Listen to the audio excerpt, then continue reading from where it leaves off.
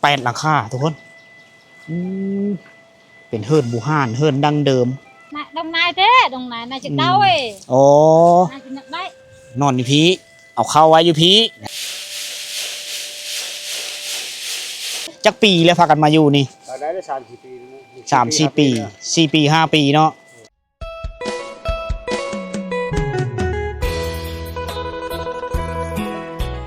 ทักทายสบายดีพ่อแม่พี่น้องสบายดี FC ทุกท่านที่กำลังติดตามนะครับชมเด้อกันยินดีต้อนรับทุกคนเข้าสู่บ้านป่าบ้านดงอีกมือนึงนะตอนนี้ค่อยเดินทางกับ ISD ลาวนะมาที่บ้านละจำเขาเอิ้นภาษาบรูภาษาท้องถิ่นแถวนี้เขาเอิ้นว่าเหาะละจำนะซึ่งเป็นมีอยู่จำนวน8ครอบครัวมาตั้งถิ่นฐานภูมิลำเนามา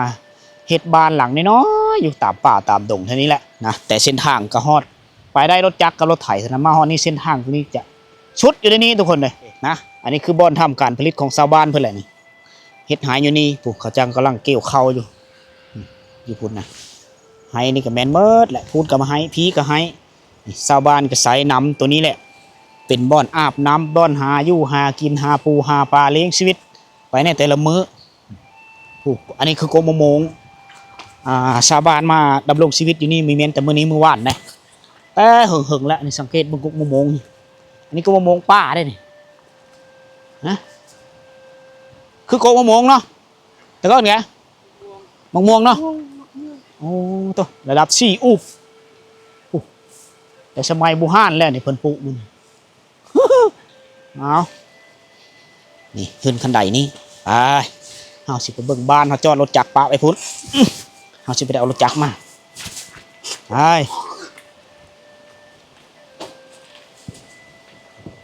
ไปยังบ่หนาวอยู่บ่กลางคืนบ่นอนคืนหนาวบ่หนาวแค่หนาวละหาผู้สาวมากอด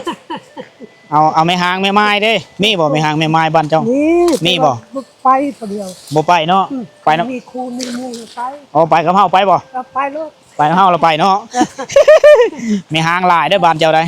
หลายฮะหลายเนาะหลาย3-4 คน3-4 คนผู้โอ้บ่เขาก็ได้นมก็มีกันเข้าเฮาเอาเมตัวนี้เอาบ่ข้าวก็ได้เอาผู้สาวได้อยู่บ่ตอนนี่ก็ไปเช้านี่ชอบคนนี้อ๋อลูกลูกสาวกระมุนโอ้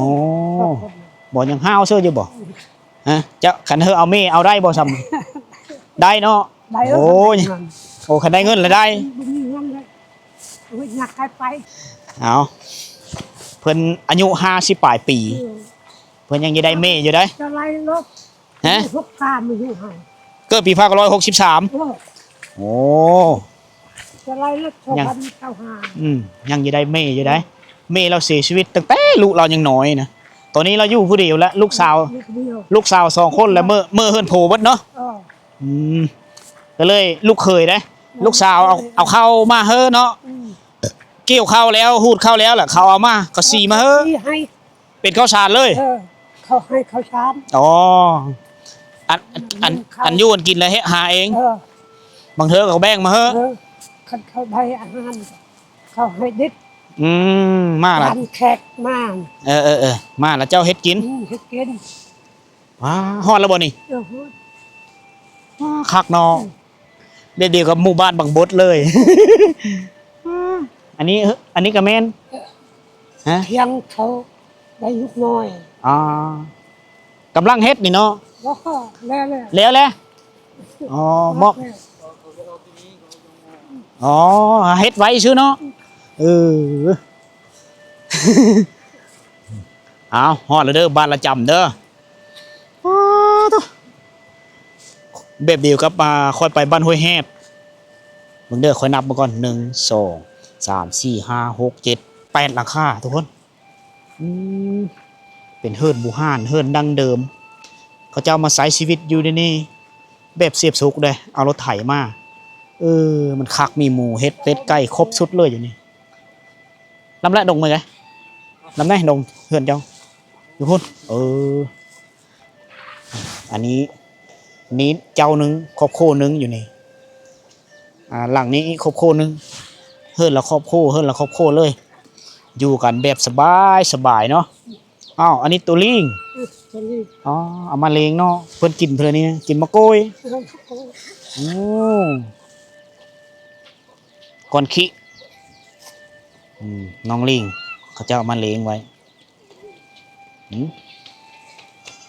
อ๋อโหเป็นบ้านป่าบ้านดงสิโตบ่ได้มื้อเข้าโรงเรียนบ่บ่ได้มื้ออ๋อ เรียงหลานเรียง พูดเขาให้แล้วเพิ่นเลยยังมื้อเข้าโรงเรียนเนาะอ๋อมอมช็อตน่ะมอมช็อตจูเรียนเออพูดรถคักเนาะรถโตเนาะ อืมสะอ่อนบ้านเฮิร์นทุกคนเลยค่อยนี่เฮิร์นหลูๆเฮิร์นชิมั่งบ่เฮิร์นก็มีคักแล้วมันมีเหมาะกับสภาพแวดล้อมแถวนี้คำว่าเฮ็ดเฮิร์นแบบนี้มันเหมาะเจาะกับสภาพแวดล้อมเลย เบิ่งไปแล้วมันงามอ้าวเสียงไก่หันอยู่แซวอยู่อันนี้เฮิร์นเก่าเลยเนาะเขามังเลยเนาะแม่นบ่ หมู อ๋อคอกหมู คอกหมู อ๋อเขาเลี้ยงหมูนี่พี่เบิ่งดูนี่อาชีพที่ซื่อสัตย์สุจริตเลี้ยงไก่เลี้ยงหมูอยู่นี่ผูกหมูน้อยอ๋อในเมืองก่อนๆก็เห็นชาวบ้านเขาเจ้ามาหาซื้อหมูน้อยอยู่พี่นี่เขาเจ้าเลี้ยงไว้โตละ500,000 600,000แล้วซ้ำนี่อันนี้เขาเจ้าก็ตัดเอาไม้พุ่งไม้พางมาให้เป็นเคาะเลี้ยงไว้อยู่นี่เขาเจ้าอยู่แบบธรรมชาติเพิงธรรมชาติเด้อจะไม่มีห้องน้ำใช้แถวนี้เพราะว่าเขาเจ้ามาอยู่ในช่วงระยะเวลาที่เฮ็ดเฮ็ดไหเอาเข้าขึ้นเกี่ยวเข้าไหแล้วเขาเจ้าก็มื้อนะเขาเจ้าก็มื้ออยู่บ้านท่าพิงพุ่นแหละฮะอันนี้เป็นเพียงเฮิรนชั่วคราวบ้านชั่วคราวอยู่ในระยะทำการผลิตทุกคนเด็ดเดียวกับบ้านทับลาวอยู่เมืองบุรพาเกิดขโมนผู้อายนี่เอาน้องพ่อแม่ไปหูดเข้าให้การไต่ของเขาก็ใช้พลังงานแสงตะเวนซากหม้อไฟไว้เต็มแล้วกลางคืนก็ไต่กินข้าวไต่พ่อหุงต่ำเข้าอยู่พี่เลยเสียงต่ำเข้านี่นี่คักเนาะโอ้อยู่ประจำนี่พี่เอาโคกมาพี่เลยเนาะเนาะเอ้ยเฮ็ดให้มานอนประจำอยู่พี่ตามเข้าให้แล้วเอาไว้อยู่นี่หมูดงไหนเนาะมันดิมาต่ำเขาเอาโคกเอาหรือมาไว้พี่โคกนี่คือเฮ็ดปะไว้อยู่พี่เลยฮอนยามฤดูกาลเฮ็ดให้มาแล้วก็แม่นฮุบเครื่องฮุบของเอามาอยู่เฮิรนนี่ก็ปุ๊กไว้อยู่นี่เลยเนาะบ่ได้มางเลยอ๋อปีหน้าก็มาอีกแล้วนี่เนาะโอ้ยฮะอ๋อตัวนั้นน้องเจ้าเป็นแม่ฮางเนาะอันนี้เฮิรนผู้เป็นเอ้ยผู้เป็นน้องเป็นแม่ฮางที่ตั้งบ้านเฮิรนต่อหน้าโรงเรียนประถมบ้านทะพิงนะที่คอยมาถ่าย2-3เทอแล้วล่ะอันนี้ผู้เป็นเอ้ยจะค้นนอนอยู่นี่สินะเอ้ยเบิ้นดงเมื่อนี่ดงเจ้านะเว้ยดงเฮิรนมู่เฮิรนนี่แม่อยู่พุ่นน้อยบรรทัดไทยบนเฮิรนรถไถนี่ อยู่กันแบบคักเนาะตะเขาตะน้ำนี่พี่ตำกินมีโฮงสีแถวนี้ตำกินไปทำชรายอยู่แต่บ้านป่าบ้านดงพี่เนาะมานอนเฮ็ดไห้ซื่อมานอนเฮ็ดไห้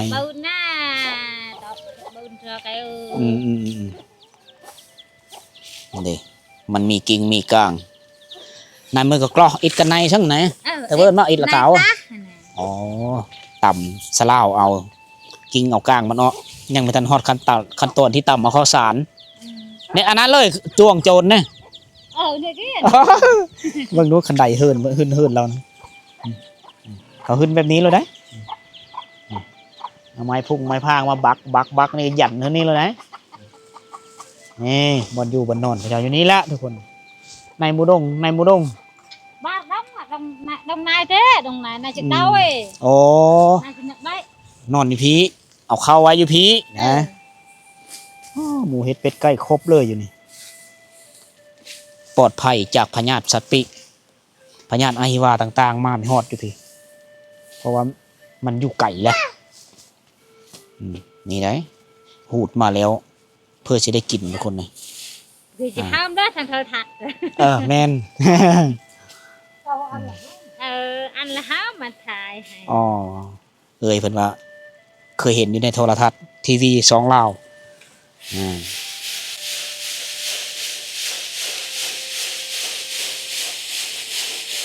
เห็นไหม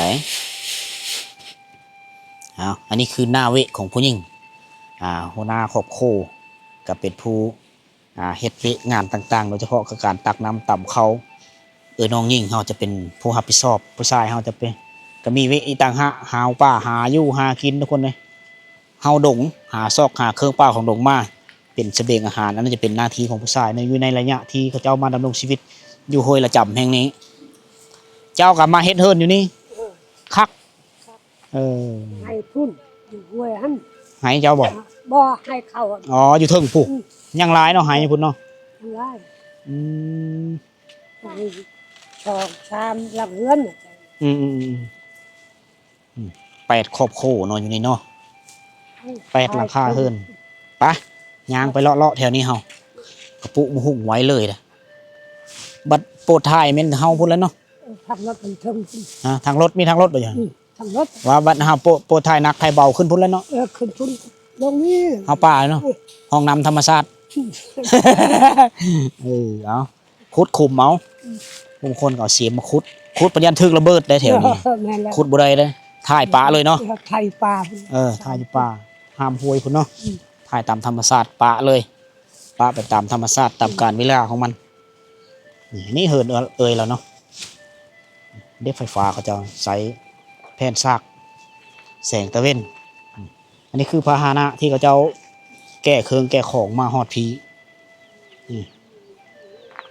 เอาเข้ามือกับอันนี้ละนี่อาหารเครื่องป่าของดงเฮาแม่นบ่อันนี้แหละอาหารเนาะวายอันนี้นี่มีมากอันนี้เนาะมาไฟภาษาที่เจ้าเอิ้นนั่นเลยวันนี้นะล่วงเนาะล่วงมักไฟเฮาเอิ้นบ่มีเพื่อปุนะอันนี้แม่นยอดหวายนี่นี่หวายนี่เอามาเผามาลามกินแถวบ้านเฮานะปุแถวนี้เลยไม่ได้ปุแถวนี้เกิดตามธรรมชาติแนวอยู่แนวกินผู้อุดมสมบูรณ์อันนี้ของอีพอบ่ของแม่คากนอกของเราเนาะเอาไม้ฟุ้งไม้พางเอสเลยอันนี้จะเป็นเกาะที่เขาเจ้าสูบยาของแม่ผู้ต่ำเข้าฮะฮักดังไฟฟิงอยู่นี่เลยผู้เต็มเฮิร์ดแล้วเขาเนาะชิปเป่า60เท่าตะปอดจิตเบาอันนี้สานไปเลยนี่เฮ็ดกระย่าง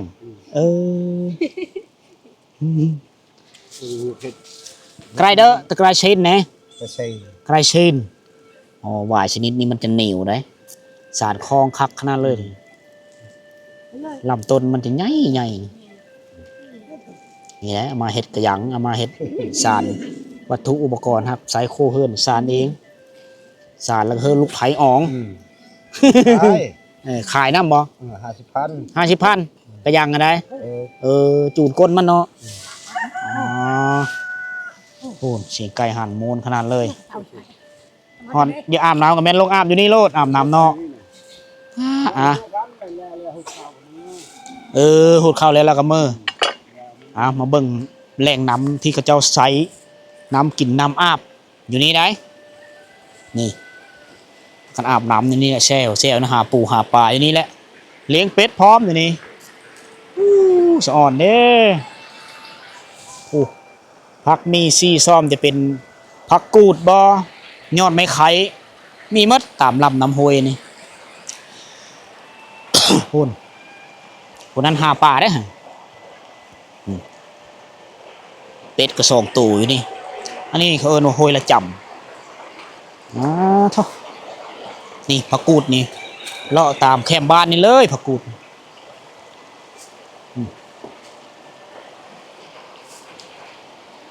เพิ่นซ่อนป่า เบิดเสียฮะพบแล้ว เอาผู้สาวบ้านป้าทุกคนเอ้าแลนเขาป้าเลยโอ้ยบ่เยอะพาทุกคนไปสัมภาษณ์เบิ่งสิดอกเถอะเอานี่เด้ท้ายังอีห้ามไปฟ้าผู้เบิ่งนั้นก็จะมีไห้ได้ทุกคนเลยนี่เห็นบ่สังเกตเห็นทางเขาเจ้าไปนี่อันนี้เนี่ยเป็นมะง่าเนี่ยเขาเจ้าเอามะมันแล้วนี่งานเขาเจ้าปุได้เอาในนอกหมดแล้วเขามาทิมอยู่นี่นั่นเด้โอ้มันกะพ่ออยู่ดออันนี้พื้นฐานครบสุดเลยมีน้ำมีเฮิร์นอยู่มีข้าวกินบ่อนทำการผลิตเลี้ยงแบพร้อมอยู่นี่โอเคละอยู่นี่2 หลังได้เบิ่งนี่นะเส้นทางนี่ก็จะยาวไปพุ่นละไปอีกไห้หนึ่งนะเบิ่งว่าเฮิร์นกระจองแน่นาถาวรอยู่นี่ก็บ้าน2-3 ปีเลยพอฤดูการเฮ็ดไห้มาเขาเจ้ามารถมาอยู่ประจำอยู่นี่ฉะนั้นมันก็เลยกลายเป็นบ้านของเขาเจ้าเลยเถอะเป็ดไก่เขาเจ้าก็ปะนี่แหละฮอนย่ำบ้าเขาเอาเข้าเมื่อนี่เขาเจ้าก็ฮุบเมื่อมึดนะเขามาฤดูการนั้นมันจะกลายเป็นบ้านหางนะอยู่นี่นะช่วงเดือนเมษาบ่ช่วงเดือนมีนาเมษาเนี่ยจะกลายเป็นบ้านหางแล้วอยู่นี่เพราะว่ามีคนมาพักพาใส่อยู่นี่เบิ่งว่าไห้โหนี่กันแบเขามาเห็นแล้วค่อยภูมิเจอโมนอีกนิดนึงค่อยยึดมาอยู่แบบนี้มาใช้ชีวิตอยู่น้ำเขานี่คักนี่หลังคานี่มุงด้วยใบตองคอเอมด้วยฝาพลานฝากระตาดเอาไม้พุ่งไม้พางมาเฮ็ดแล้วก็มีโคกต่ำเข้าเบิ่งไปแล้วก็นี่บนติแบบเดียวก็เข้าไปบ้านห้วยแฮดเมืองบุรพาแขวงขโมนแล้วก็แบบเดียวกับบ้านละวิ่งละเวินเมืองเชโปนแขวงสวรรณเขตบ้านนั้นเป็นบ้านติดจอดกับชายแดนเวียดนามนะแล้วก็มีอีกหมู่บ้านนึงแบบนี้แหละที่คอยไม่ทันเลยไปมันคือแถวบ้านเฮาะกลายเมืองวิลาบุรีแขวงสวรรณเขตเขาเจ้าก็มาทำการผลิตมาเฮ็ดไห้มาปลูกเฮิรนแบบนี้แหละอยู่พุ่นนะแต่ว่ามื้อนี้คอยพามีโอกาสได้มาอยู่นี่ก็ดีเจอแล้วทุกคนเลยนี่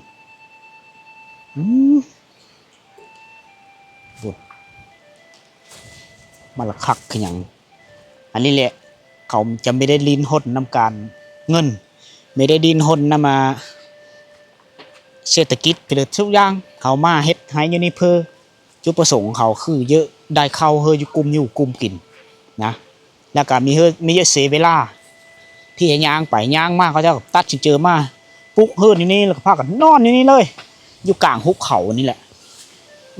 ฮอนยำซักไห้ทางไห้มาเขาเจ้ากับมาเลยเต็มอยู่นี่แหละเสียงแซวนี่นะบ่เสียงปะคนจะเต็มอยู่นี่เอาสิพาทุกคนเบิ่งมุมสูงก่อนเดียวกับบ้านห้วยแฮดเด้อทุกคนเด้อสายลมเย็นสายลมแห้งในอนาคตนะเขาจะเฮ็ดเส้นทางทะลุไปฮอนเมืองวิละเขาไปตามนี่แหละเขาสำรวจแล้วแต่ไม่ทันละลงมือเฮ็ด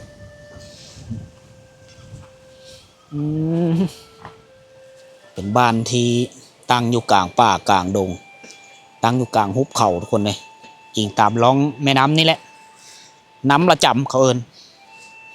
ฉะนั้นเขาได้ซื้อบ้านว่าบ้านละจำส่วนหลายญาติพี่น้องเขาเจ้าก็มาลิ้นนี่พี่แหละเขาว่าเปาะเหาะละจำละแม่นมานี่แหละทุกคนนะจึงมีอยู่8 หลังคาเฮิรนนี่ก็เป็นโลแล้วแต่เป็นเฮิรนปฐมประธานเฮิรนบูฮานดังเดิมแบบคนรู้เฮาเฮ็ดเฮิรนในตะกี้แล้วแบบนี้แหละทุกคนเบิ่งว่าเจ้าเลี้ยงเป็ดก็มาเลี้ยงอยู่พี่เลยนี่มันก็งามไปตามแบบธรรมชาติเลยโอ้เฮ็ดกินนะฟันเสียงดังปอกคักเนาะรถตัวเนาะคักลื่นรถไหมครับนี่กินอาการผู้ชายเนี่ยจะลิ้นรถแก้หินเจอตะเมาไปละดงไหมลำกี้เขาไปในดงไหนตะเบิ้ลปวดเสียงฝักเนื้อปก เขาเจ้าจะมีอาหารดีเด้อหุ่นเกิดเล่นฉันไหลเนี่ยฮะ เขาอยู่กันแบบนี้กลางคืนมาไซมาไฟเลยเขาตายเอาเฮ็ดเทิร์นรถไถใหม่เกมสิเอาเข้าเมื่อบ้านเข้าเมื่อกับเอารถไถขึ้นนี่ยามฝนตกมุ่งพาบัดเมื่อนำเลยมานอนฟังเสียงน้ำไหลอยู่นี่คักทุกคนแต่ว่าเขาเจ้าก็หาปูหาป่าตามลำแม่น้ำห้วยนี่แหละตัวนี้จะเป็นเคาะแบ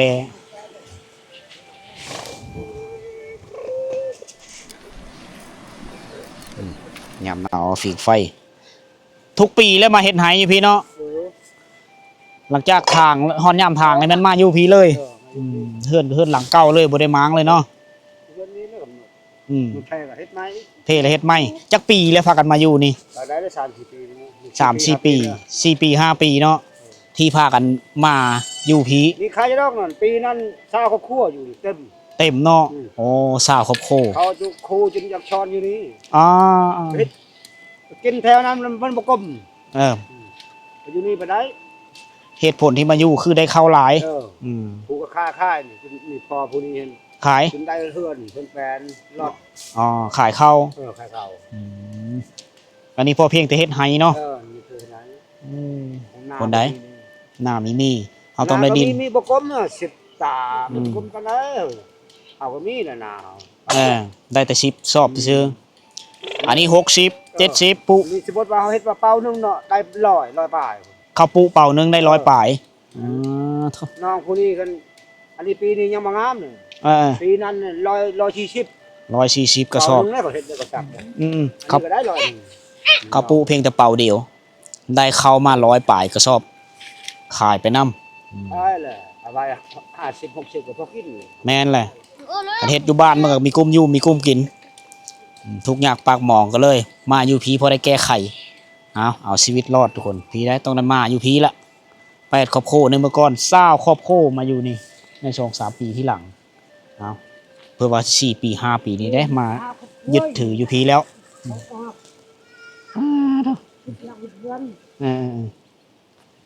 มักเว้ยมักแบบการอยู่แบบธรรมชาติมื้อนี่ก็ย้ายเข้าบ้าน แก้เข้ามื้อหมดเส้นทางก็พอแล้วเนาะเส้นทางก็ยุ่งยากหลายเติบแต่ก็ใครจะเป็นรถไถพุ่นแม่เพิ่นเรียบร้อยแล้วเพิ่นตำเข้าเอากิ้งเอาก้างเนาะแต่แม่จะจนจ่อย หูดเข้าจักคนพากันหูดนี่ เอา4 คน มี4 คนเนาะให้งานเนาะ ลูกเขา2 คนลูกสาว ลูกสาว2พุ่นอยู่กันแบบเรียบง่ายจอยจ้าหากินมีแต่ว่าบังกับกล้อป่ายังได้กินอยู่นี่เนาะซื้อเบ็ดซื้อมองเอาคักขนาดเลย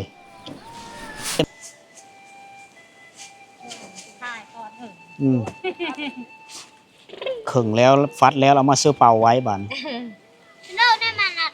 เอาเมื่อเอาเทิร์นมีแต่ชีกินอย่างเดียวเลยเนาะนะกิ่งเป็นกลางผู้บางคนก็เย็บเมาผู้คนก็ต่ำเมานี่แหละอยู่บ้านป่าบ้านดงอาหารการกินก็กินปุกินวายกินอันนี้แหละเครื่องเปล่าของดงหากินตามธรรมชาติเพื่อดูได้กินมีดูมีใดมาอยู่นี่ต้องรู้ทุกคน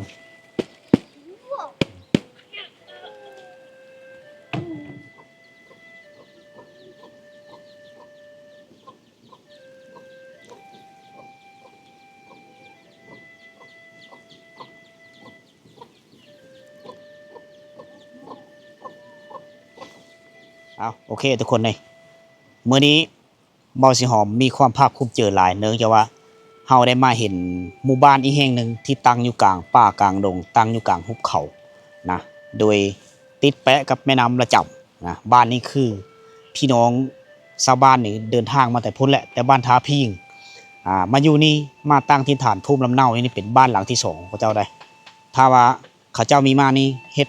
ให้เฮ็ดหน้าอยู่แคบบ้านบ่ก็ได้อยู่แต่ว่ามันมีกุ้มอยู่กุ้มกินเขาเจ้าก็เลยตัดสินใจมา8 ครอบครัว พากันมาอยู่ที่นี่เชื่องห่างมาจากบ้านกับประมาณ5กิโลเมตรทุกคนห่างมาจากบ้านทาพิงใหญ่ฮันนะห่างจากเทศบาลเมืองมาประมาณ60กิโลตอนนี้ได้อันนี้ก็เป็นบ้านป่าบ้านดงเฮามาเห็นวิถีชีวิตแบบนี้โอ้มีความสุขทุกคนเห็นเขาเจ้าอยู่แบบเพิงธรรมชาติเป็นหลักเลยหากินหาปูหาปลากินหาหน่อไม้หายอดสารตัดเอายอดสารยอดหวายมากินอันนั้นคืออาหารหลักของเขาเจ้าแหละเข้าเขาเจ้าก็หูดเข้าหายอยู่พี่หูดเอาได้อยู่พี่ได้มันก็คือพื้นฐานของเขาเจ้าแหละเฮ็ดเธอครอบครัวเขาเจ้านี่พ้นทุกกุ้มอยู่กุ้มกินก็ยังไม่ถึงขั้นว่าพ้นทุกเลยคนมีอยู่มีกินนะเข้ากุ้มกินก็ถือว่าโชคดีแล้วนะก็ดีกว่าเข้าไปซื้อฉะนั้นเขาเจ้าก็ตัดสินเจอมาอยู่ด้วยนี่จนหูดเขาหายแล้วเขาเจ้าจึงได้โหนเล้าเต่าคืนเมื่อบ้านโหนเขาเมื่อก็อยู่นำบ้านนำเมืองเพิ่นทุกคนเลยอันนี้คือเรื่องเล่าในมื้อนี้ก็ถึงว่าวิดีโอนี้หวังว่าจะมอบความสุขคือทุกคนอยู่ทางบ้านที่อยู่ในเมืองผู้คนก็ไปเฮ็ดงานต่างอยู่ต่างประเทศถ้าว่ามักฮักในวิดีโอวิถีชนบทบ่ฮีตของประเพณีของพี่น้องชนเผ่าบรูเฮานะที่ไม่เคยเห็นที่มันแปลกหมู่ก็เฮามาติดตามมาชมทาง2 YouTube พอสีหอมเด้อทุกคนเด้อเอาสำหรับมื้อนี้กับพวกเฮาก็สิได้เดินทางกับ IND เดินทางกลับเมืองบ้านตะพิงกันทุกคนนะขอบอกขอบเจอทุกคนที่ได้ติดตามรับชมตั้งแต่ต้นจนมาฮอดปัจจุบันโชคดีร่ำรวยทุกคนบ๊ายบาย